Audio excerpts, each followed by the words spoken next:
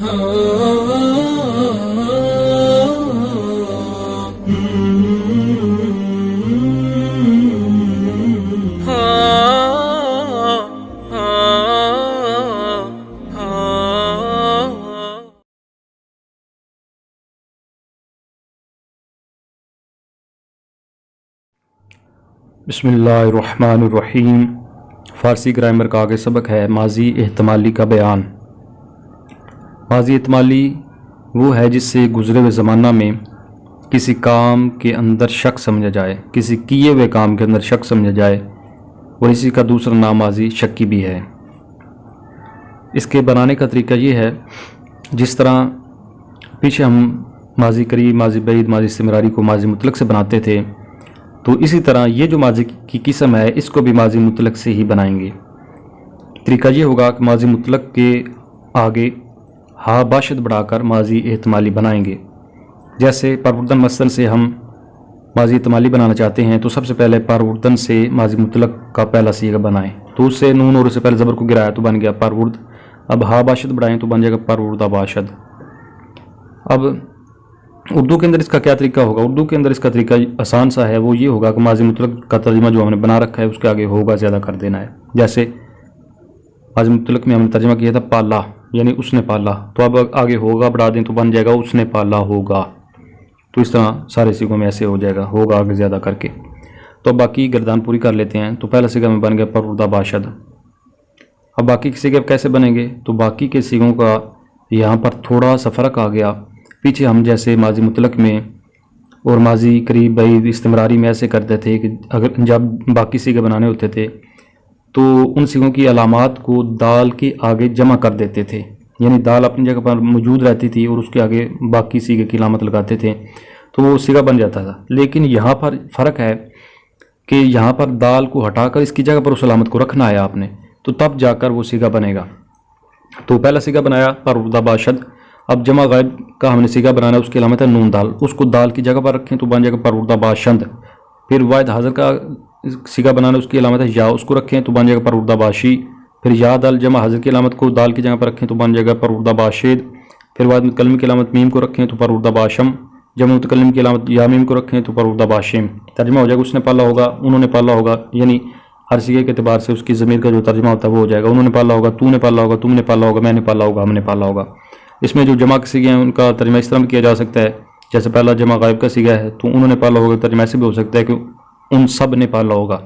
इस तरह तुमने पाला होगा, तर्जुमा तुम सब ने पाला होगा, ये भी हो सकता है। फिर हमने पाला होगा का हम सब ने पाला होगा। और फिर ये सीगे जो फ़ारसी के अंदर है ये मुज़क्कर मुअन्नस दोनों के लिए इस्तेमाल होते हैं, तो ऐसे भी तर्जुमा हो सकता है कि उस एक मर्द ने पाला होगा या उस एक औरत ने पाला होगा, तो ऐसे तर्जुमा भी किया जा सकता है। फिर इसके माजी एहतमाली मजहूल की गर्दान है तो उसको कैसे बनाएंगे?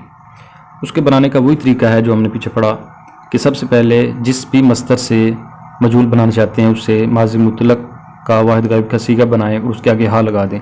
तो परवुर्दन से हम बनाना चाहते हैं तो उससे परवुर्द बनाएं, फिर परवुर्द बना, फिर हा लगाई तो बन गया परवुर्दा। इतना काम करने के बाद जिस फेल की बनाना चाहते हैं उससे शुद्ध मस्तर की गर्दान बना लें। जैसे हम यहाँ पर माजी एहतमाली से मजहूल बनाना चाहते हैं तो माजी एहतमाली की शुद्ध मस्तर से गर्दान चलाएंगे।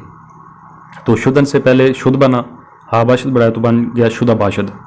तो फिर ये पूरी गर्दान कर लें, शुदा बाशद, शुदा बाशंद, शुदा बाशी, शुदा बाशिद, शुदा बाशम, शुदा बाशिम।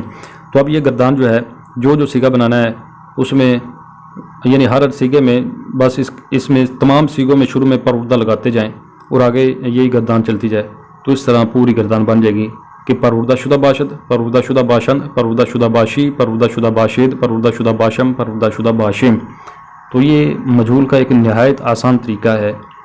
इसके बाद इसका तर्जुमा कैसे होगा? तो वो भी मजहूल वाला कर लेना है। पहले था उसने पाला होगा, तो अब मजहूल वाला करना है, यानी पालने वाले का पता नहीं है तो फिर हो जाएगा वो पाला गया होगा, वो पाले गए होंगे, तू पाला गया होगा, तुम पाले गए होगे, मैं पाला गया होऊंगा, हम पाले गए होंगे। तो ये था मुस्बत का तरीका। अब मनफी का भी तरीका आसान सा है कि मनफी के लिए क्या करना है कि शुरू में फ़कत नून मफ्तूहा को बढ़ा देना है तो मनफी बन जाएगा। तो न परवुर्दा बाशद, न परवुर्दा बाशन, न परवुर्दा बाशी, न परवुर्दा बाशिद, न परवुर्दा बाशम, न परवुर्दा बाशिम। तो इस तरह गर्दान बन जाएगी। फिर इसका तर्जुमा हो जाएगा उसने नहीं पाला होगा, उन्होंने नहीं पाला होगा, तुमने नहीं पाला, तूने नहीं पाला होगा, तुमने नहीं पाला होगा, मैंने नहीं पाला होगा, हमने नहीं पाला होगा। تو مجہول میں بھی ایسے ہی کرنا ہے۔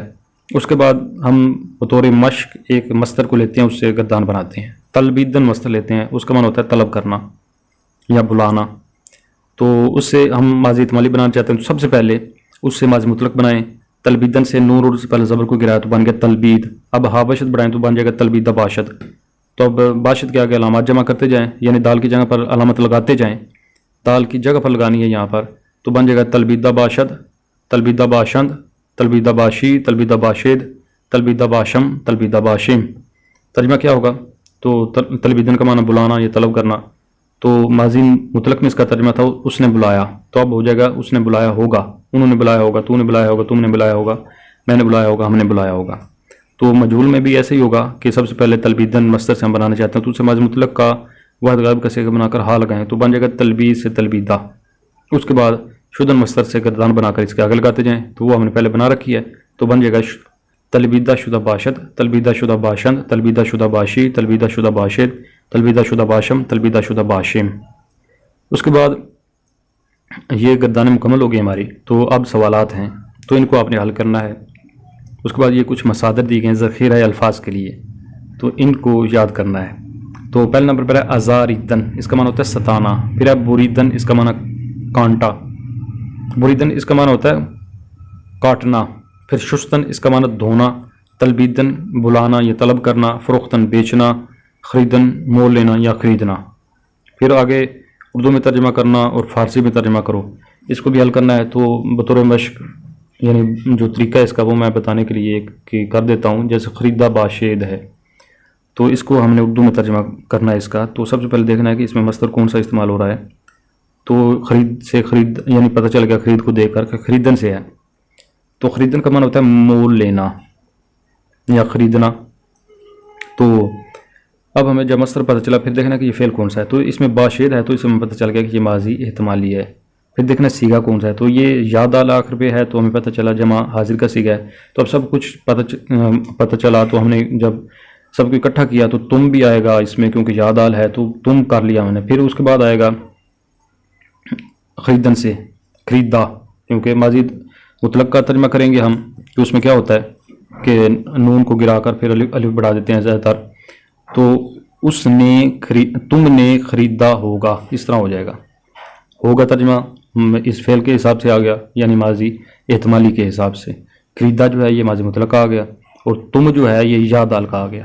تو اس طرح ترجمہ کرنے کا طریقہ ہوتا ہے۔ پھر آگے آئے کہ فارسی بنائیں، اردو سے فارسی بنائیں، تو اس میں پہلا ہے انہوں نے ستایا ہوگا۔ ستانا کی فارسی ہوتی ہے ازاریدن، تو اس سے ہمیں پتہ چل گیا ستایا کو دیکھ کر کہ یہ مصدر اس کا ستانا ہے اردو کے اندر۔ ستانا کا پھر ہم نے دیکھنا فارسی کیا ہوتی ہے، تو ستانا کی فارسی ستانا کی ازاریدن ہوتی ہے۔ تو اس کے بعد دیکھنا کہ اس میں فعل کون سا ہے، تو ہوگا ہے تو ہمیں پتہ چلا کہ یہ ماضی احتمالی ہے، ہم نے ماضی احتمالی بنانی ہے۔ تو سب سے پہلے پھر جب ازاریدن ہے تو اس سے ماضی مطلق میں بنانا پڑے گی، نون سے پہلے زبر کو گرا تو ازارید بنا، تو اب ہاباشے سے ماضی احتمالی بن جائے گی۔ لیکن ہم نے دیکھنا کہ یہاں پر ہم نے کون سا سیگا ایک بنانا ہے، تو اس میں انہوں نے ستایا ہوگا، تو یہ جمع غائب کا سیگا ہے۔